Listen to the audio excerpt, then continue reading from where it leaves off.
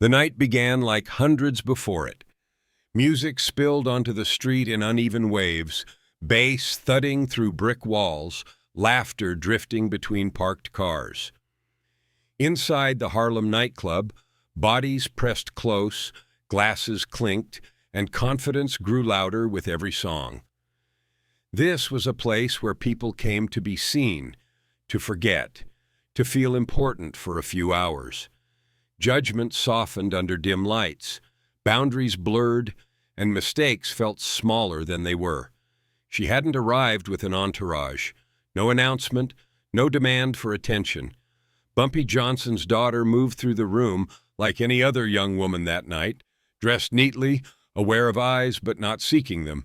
Some recognized her, most didn't. That anonymity lasted just long enough to matter. The incident itself was quiet. No punch thrown, no threats exchanged. A disagreement near the bar. A manager's voice lowered, firm but dismissive, a hand gesturing toward the door. She was told she didn't belong there, told to leave, told it loudly enough for nearby tables to hear, softly enough to pretend it wasn't public. The music kept playing, for a moment. People nearby sensed the shift before they understood it. Conversations thinned, smiles tightened. Someone stopped dancing without knowing why. It wasn't fear yet, it was recognition. A subtle awareness that a line had been crossed by someone who didn't know where the line was drawn. She didn't argue. She didn't raise her voice or call a name. She picked up her coat, met the manager's eyes once, and walked out. The door closed behind her, and the music filled the gap she left, trying to convince the room nothing had changed. But something had to. By morning, the street looked different. The neon sign stayed dark. No delivery trucks pulled up. No staff unlocked the door. People slowed as they passed, confused at first, then quiet. By noon, everyone knew. The nightclub was finished, not under investigation, not temporarily closed. Finished. No flyers appeared, no warnings circulated. The business didn't struggle or negotiate. It ended, as if a switch had been flipped somewhere unseen. Harlem noticed how fast it happened, faster than permits could be pulled, faster than police could respond, faster than explanations could form. A place that had pulsed with sound hours earlier now sat empty, stripped of purpose. The speed unsettled people more than the closure itself. What unsettled others even more was who stayed away. No mafia presence, no representatives asking questions, no pressure applied behind closed doors. In neighborhoods like this, that absence was deafening. The mafia had interests everywhere. They did not usually ignore sudden shifts in cash flow, yet here they remained silent. People talked in low voices, not gossip but calculation. They replayed the night, piecing together what they'd seen. A daughter disrespected, a father who didn't need to be present to be felt. Consequences delivered without confrontation. This wasn't about profit. It wasn't about control of a venue. It was about boundaries. Everyone in Harlem understood that family was not a weakness in Bumpy Johnson's world. It was a line.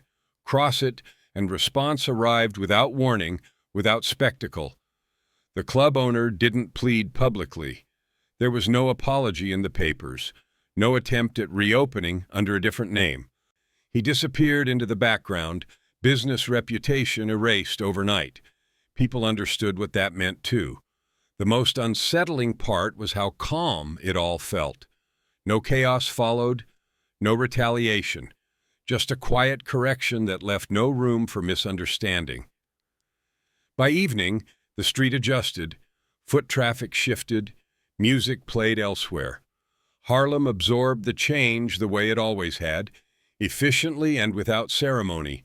The lesson settled in, heavier than any threat could have been. Some nights ended with sirens. This one ended with silence. And that silence traveled faster than sound ever could, carrying a message that didn't need repeating. She was never introduced as someone important. No one announced her arrival or cleared space when she entered a room. That was part of what made her presence so quietly powerful. In Harlem, people knew her face before they knew her name, and they knew her name before they ever needed to ask who she belonged to.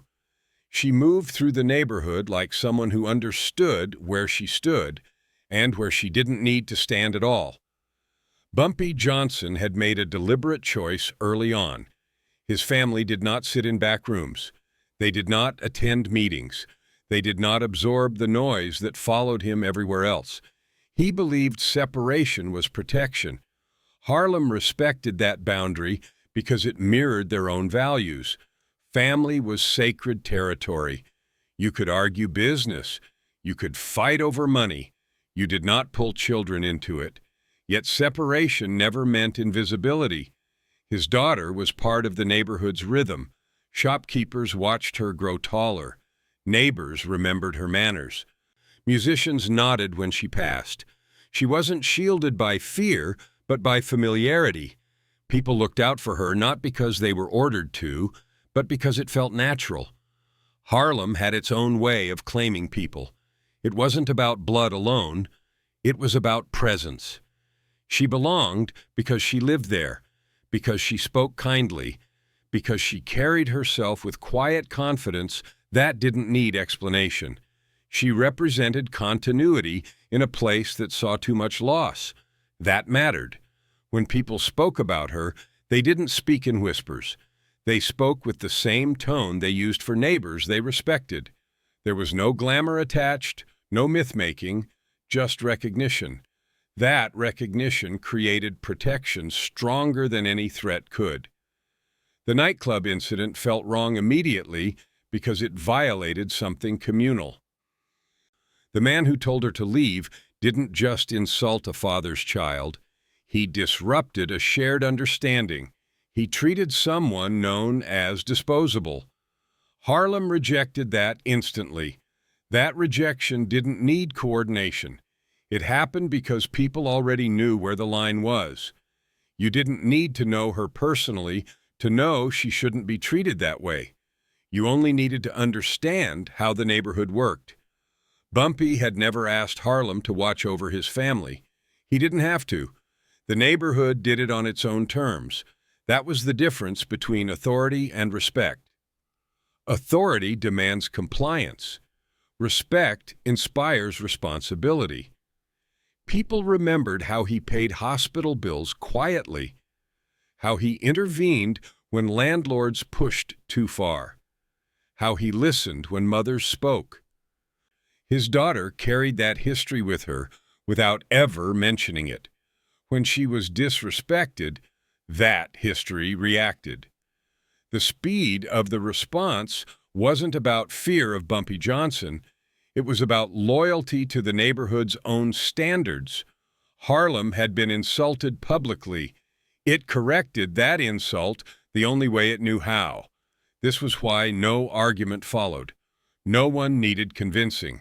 The club didn't close because of a threat. It closed because it lost standing. Standing mattered more than profit in places like this. The daughter remained absent from the aftermath. She didn't appear in stories or rumors. She didn't need to. Her role was never central to the spectacle. She was the measure, not the message. By understanding who she was to Harlem, the incident made sense. It wasn't about celebrity or lineage. It was about belonging. And belonging carried expectations.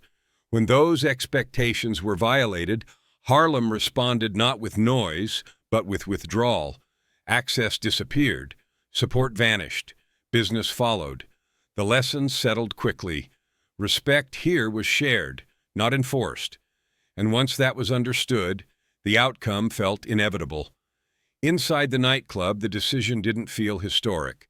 It felt administrative.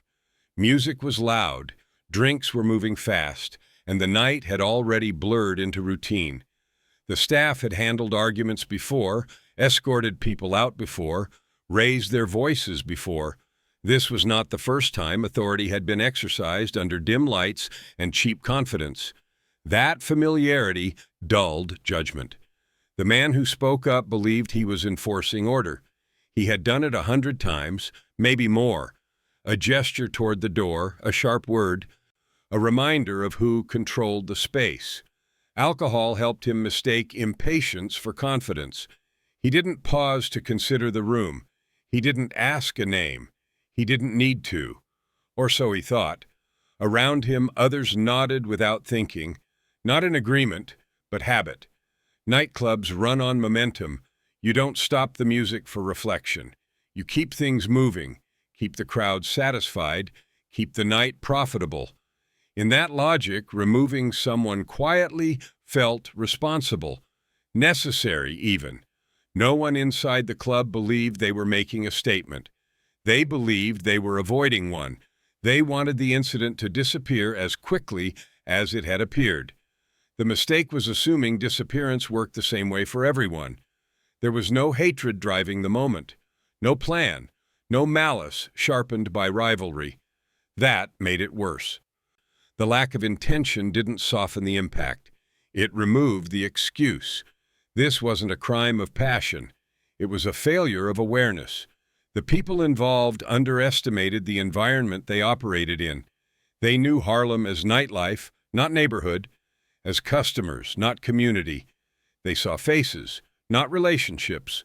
That gap mattered. Power mistakes rarely come from aggression alone. They come from misreading context, from assuming authority exists independently of memory. The club had leverage within its walls, but no understanding beyond them. It mistook its control of space for control of consequence. By the time the door closed behind her, the decision was already outdated. Not wrong yet, just exposed. People noticed. Not loudly, not with confrontation, with attention. Attention travels faster than anger. Those who witnessed the moment didn't react immediately. They filed it away. Harlem has always been good at that. You don't argue with mistakes in real time. You let them unfold. Inside the club, business resumed. Music recovered its rhythm. Drinks were poured. Laughter returned. Thinner than before, but functional. The night rolled on, carrying the comforting illusion that nothing serious had occurred. Outside, the story was already moving, not as rumor, but as recognition. People understood the mistake not because they were told, but because they knew the unspoken rules. Family mattered. Respect mattered. And ignorance did not excuse violation. The club's leadership didn't sense the shift because shifts like this are silent. There were no calls, no warnings, no threats. That absence felt reassuring. They assumed no reaction meant forgiveness, or at least irrelevance. They were wrong. Arrogance often grows from repetition. When nothing happens after previous transgressions, confidence hardens into carelessness. The nightclub had survived complaints, disputes, even tension before. That history encouraged complacency. What they failed to understand was that history also accumulates credit. And credit runs out. By morning, the routine they relied on would be interrupted. Not by force, but by withdrawal. The kind of response that doesn't argue. It simply removes support. The mistake seemed small because it fit into a pattern the club believed it controlled. But patterns belong to communities, not businesses. Harlem didn't need to announce its judgment. It only needed to act consistently. The people inside the club thought they were managing a moment. In reality, they had revealed a blind spot. And blind spots are where consequences enter unnoticed. By the time anyone considered reconsideration, the process had already begun. Decisions had been absorbed, shared, and understood without discussion. The night ended like any other. That was the final illusion, because inevitability doesn't require intent. It only requires misunderstanding where you stand. Harlem didn't respond with noise. There were no marches, no smashed windows, no men standing outside the club making examples of themselves. That would have been easy. That would have been expected. Instead, the response came in layers so subtle they almost felt accidental. The first thing that didn't arrive was bread, then meat, then liquor. Deliveries that normally came before noon were delayed, then quietly canceled. No explanations were offered. No arguments followed. Drivers simply shrugged and moved on to other routes. Businesses elsewhere were suddenly easier to supply. Musicians were next. A band leader called in sick. Another said he'd been double booked. Word spread that the night's lineup was thinner than usual. A singer who had been excited about the weekend gig decided to take another offer uptown. None of them mentioned why. They didn't need to. Harlem's musicians understood which rooms respected the neighborhood and which ones no longer did. Staff began to thin out. A bartender didn't show. A doorman found another shift. A waitress claimed a family emergency. Individually, each absence seemed manageable. Together, they formed a pattern the management couldn't ignore. Running a nightclub depended on people showing up. People were choosing not to. Licenses stalled next. Paperwork that normally moved without friction suddenly sat untouched. Calls weren't returned. Meetings were postponed. Nobody said no. They just stopped saying yes. The machinery of the city slowed around one address, careful and deliberate. What made it unsettling was the lack of coordination anyone could point to. No leader announced a boycott. No figurehead took credit.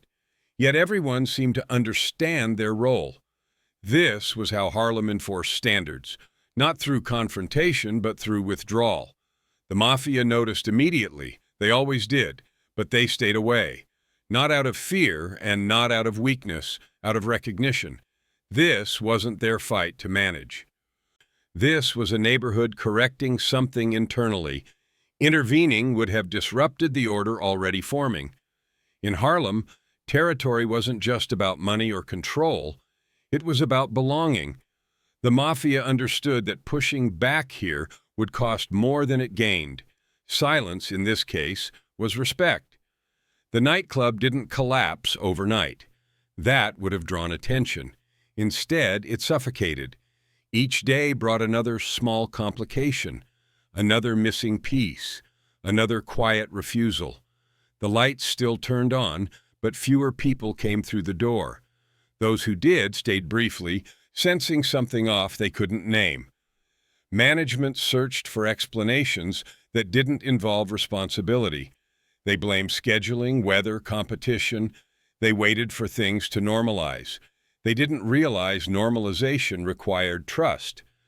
And trust had already been withdrawn. No threats were issued because threats invite resistance.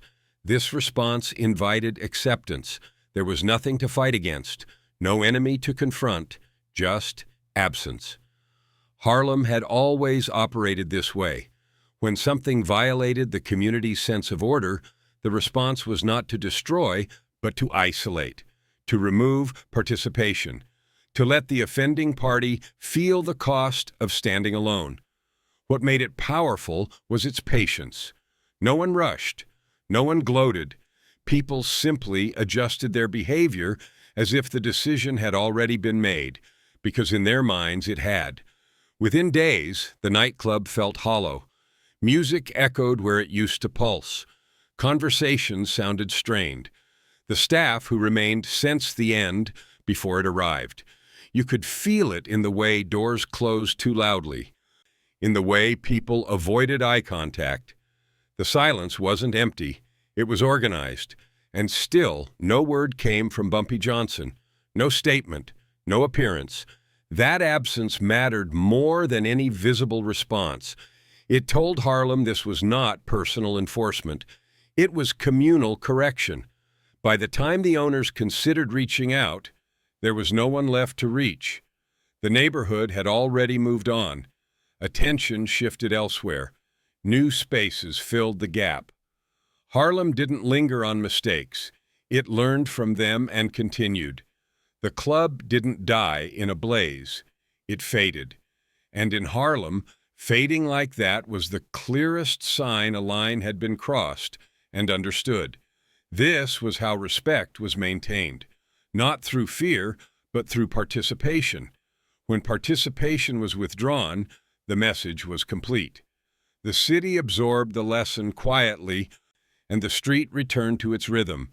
What remained was understanding, and understanding, once settled, didn't need reinforcement. The response had done its work without raising its voice. BumpyJohnson said nothing. That was the first thing people noticed, and the last thing they forgot. In a city trained to listen for commands, his silence carried more weight than any order ever could. No phone calls were placed, no messengers sent, no intermediaries summoned to explain what had happened or what should follow. The absence of response wasn't hesitation, it was design. People close to him waited at first, expecting a signal, a glance, a word, something small that could be interpreted as direction. Nothing came. Bumpy continued his routines unchanged. He spoke about business as usual. He asked about families. He moved through Harlem without acknowledging the nightclub at all. That omission became the message. His authority had never depended on volume. It rested on understanding. Harlem didn't need instructions because it already knew the rules. Family was sacred. Public disrespect carried communal consequences. Those standards had been reinforced quietly over years, not through speeches, but through consistency. When Bumpy chose not to speak, he was trusting that consistency to hold. The neighborhood responded not because they feared him, but because they respected what he represented. Influence moved outward naturally. People adjusted without coordination. Decisions aligned without discussion. That kind of response couldn't be ordered. It had to be believed in. Bumpy understood something many powerful men never learned. Power that must constantly assert itself weakens over time. Power that remains still allows others to reveal themselves. By staying silent, he allowed Harlem to show its own spine. That mattered more than punishing any single business. Silence also protected him. Had he intervened publicly, the incident would have become about him. Instead, it remained about respect. The lesson didn't point upward, it spread outward. That made it stronger and harder to challenge. Those watching closely noticed how clean the response was. No excess, no overreach, nothing personal, just correction. That restraint reinforced Bumpy's reputation far more than aggression ever could. It reminded everyone that his influence extended beyond his immediate circle, embedded in the behavior of the city itself. The mafia noticed this too. They understood the difference between command and gravity. Command can be resisted, gravity cannot. When Bumpy said nothing, it confirmed that this was not a dispute to negotiate. It was a standard being upheld. Interference would have been pointless. Bumpy's silence also denied the nightclub owners any path to redemption through apology or negotiation. There was no door to knock on, no meeting to request, no explanation to argue against. That absence forced them to confront the reality that consequences didn't always arrive with instructions. In private, Bumpy did not gloat. He did not frame the outcome as a victory. To him, nothing extraordinary had occurred. A line had been crossed. The city corrected it. That was how order survived. The lack of drama was intentional. Drama invites imitation. Calm discourages it. Those closest to him learned from this moment. They saw that leadership didn't require constant movement. Sometimes it required restraint so complete it felt like absence. That lesson reshaped how others carried themselves around him. Words became more careful. Assumptions softened. Awareness sharpened. By refusing to speak, Bumpy preserved something larger than authority. He preserved legitimacy. The response felt organic because it was. Harlem acted in alignment with its own values, not under threat. That distinction mattered. The nightclub's fate unfolded without his fingerprints. That protected the integrity of the lesson. No one could claim coercion. No one could accuse him of overreach. The outcome stood on its own, unchallenged. In the end, what Bumpy didn't say defined the moment more than anything he could have spoken. His silence trusted Harlem to remember who it was and how it protected its own. That trust was returned in full. And as the city watched the consequences take shape, one truth became clear. Power doesn't always speak. Sometimes it listens, waits, and lets the city speak back. Days passed, and the doors never opened again. At first, people assumed it was temporary. Clubs closed for a night, sometimes two. Licenses got delayed. Owners handled problems quietly. Harlem had seen all of that before, but this was different. Each morning, the metal gate stayed down. Each night, the street remained darker than it should have been. No music leaked onto the sidewalk. No laughter drifted into passing traffic. The absence began to feel intentional. By the third day, suppliers stopped asking questions. They already knew better. You didn't push inventory toward a place the neighborhood had turned its back on. Musicians erased dates from their calendars. Staff found work elsewhere without explanation. In Harlem, opportunity moved quickly when space opened up. No one waited around for a resurrection that wasn't coming. Ownership became harder to track. Names that once floated casually through conversations vanished. People spoke about the club in past tense without realizing they'd made the shift. It wasn't that anyone was afraid to mention it. It was that mentioning it felt pointless. The place had lost relevance overnight, and relevance was the only currency that mattered. No retaliation followed. That surprised outsiders more than anything. Businesses tied to organized crime usually collapsed loudly with threats, disputes, or public warnings. This one didn't. The mafia didn't send representatives. No enforcers appeared to reclaim ground. Silence stretched across the situation untouched. That silence was not confusion, it was recognition. Law enforcement circled briefly, as they always did when a business failed suddenly. Paperwork stalled. Reports went nowhere. There was nothing concrete to investigate. No broken windows, no violence, no formal complaint. The system moved on because systems only respond to noise.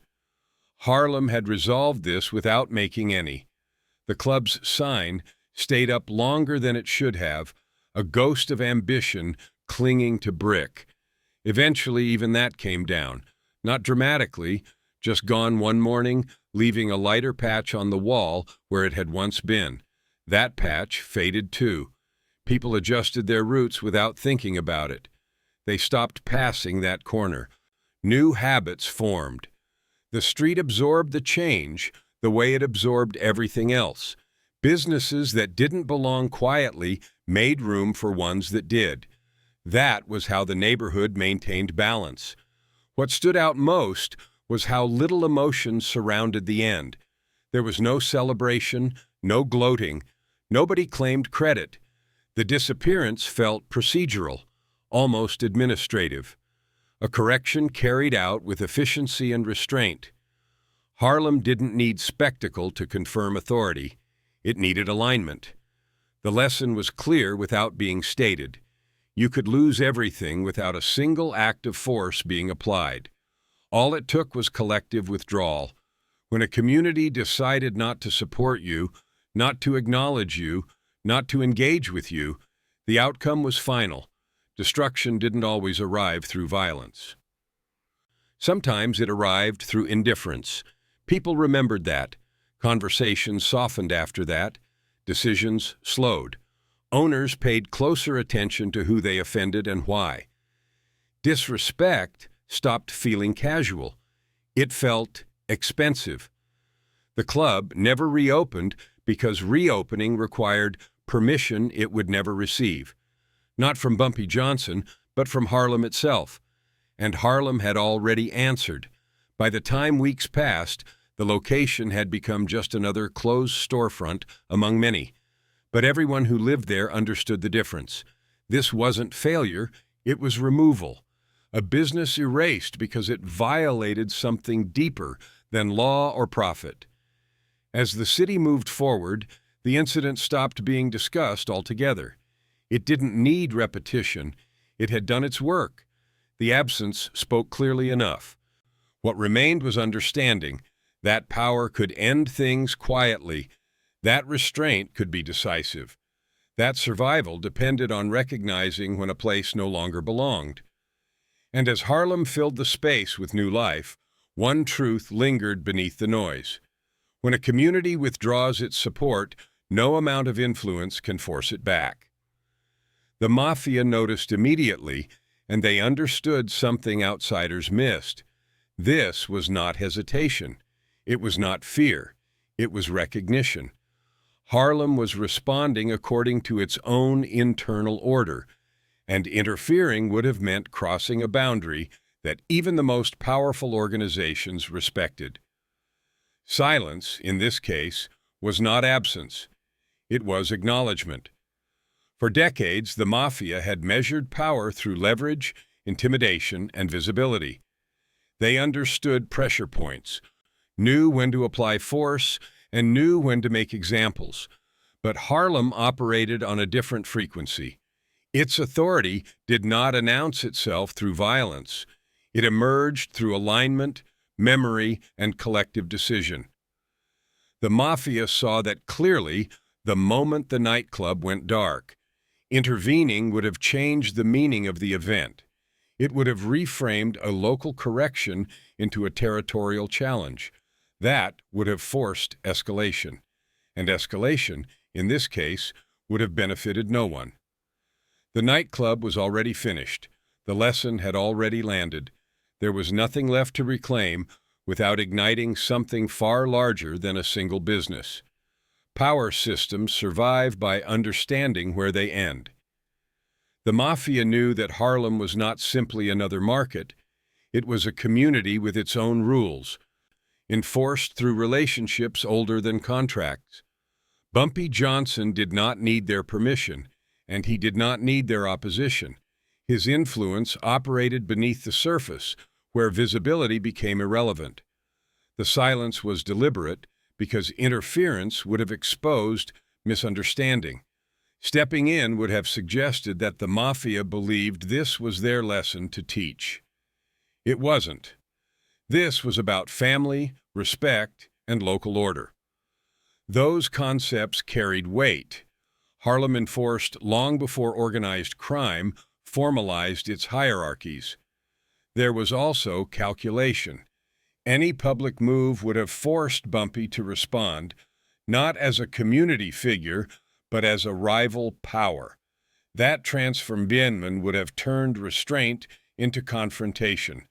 The mafia preferred predictability. Bumpy's world, once provoked, would have demanded clarity through conflict. Silence preserved balance. The absence of mafia involvement sent its own message. It told everyone watching that there were limits even to their reach, that they recognized authority when they saw it, that overlapping power systems could coexist without constant testing. This wasn't weakness, it was discipline. Strategists understood the implication immediately. Harlem was not up for negotiation that night. It had already decided. Stepping aside allowed the correction to remain clean, local, and final. The mafia did not lose ground by staying silent. They preserved it. This was not deference. It was professionalism. War is expensive. Misreading territory is fatal. The mafia had learned long ago that some power structures cannot be challenged without cost that outweighs reward. Harlem under Bumpy Johnson was one of those structures. By remaining absent, they allowed the story to resolve without complication. No flags were planted, no lines were redrawn. The city adjusted internally, and stability returned without spectacle. That outcome served everyone who valued continuity over chaos. Those who watched understood something deeper. Power does not always collide. Sometimes it acknowledges. Sometimes it steps back because stepping forward would only diminish what already exists. Silence became the smartest move available. The mafia stayed silent because speaking would have meant misunderstanding, and misunderstanding in a city like this was far more dangerous than restraint. Years passed, and the nightclub itself became a memory no one bothered to correct. New signs went up on old buildings. New music spilled into the streets. Faces changed, fashions shifted, and Harlem continued doing what it always did, evolving without asking permission. Yet beneath the surface, something stayed fixed. The story did not survive as gossip. It was never told loudly, never exaggerated for drama. It was shared carefully, almost privately, as guidance. Older voices passed it to younger ones, not to frighten them, but to steady them. They didn't focus on the night or the confrontation. They spoke about what followed, the doors that never reopened, the business that vanished without noise, the absence that taught more than violence ever could. Clubs learned quickly. Owners adjusted how they handled situations before they became problems. Staff learned when to step back instead of pushing forward.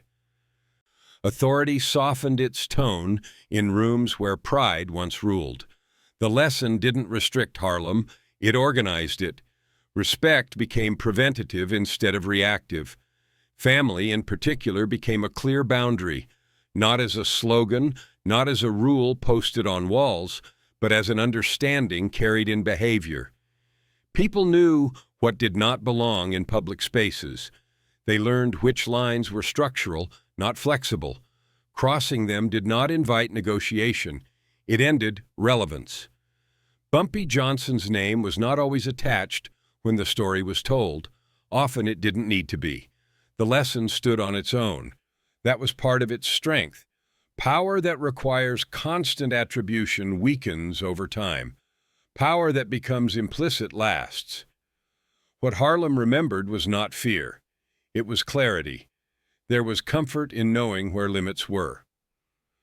Comfort in understanding that dignity mattered more than profit and that protection could come from community alignment rather than force.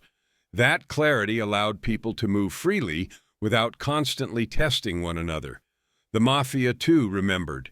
Their silence became part of the story, not as submission, but as acknowledgement.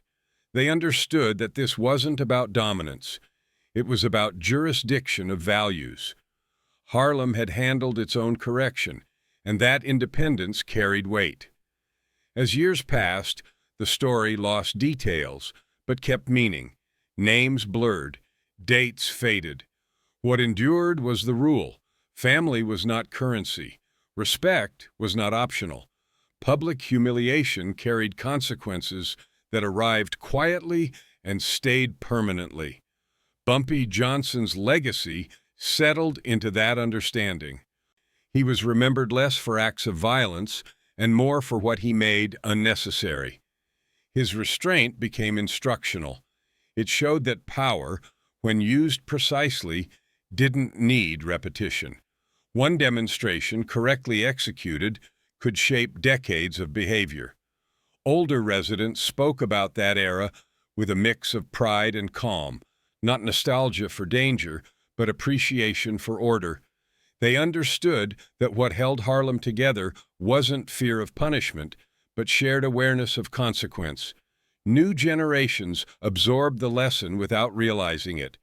They inherited the boundaries intact. They learned which names carried weight and which subjects demanded care. They learned that some protections were communal, not transactional. The nightclub never returned, and no one tried to resurrect it. There was no appetite for reopening what had already been settled. Harlem moved forward, carrying the correction with it, like a scar that didn't ache but still guided movement. That was the lasting effect. One quiet shutdown reshaped behavior without speeches or threats. It proved that authority rooted in respect could outlive noise, rivals, and even the man himself. The line was drawn once and never tested again. Not because people were afraid, but because they understood. Harlem remembered, and memory did the rest.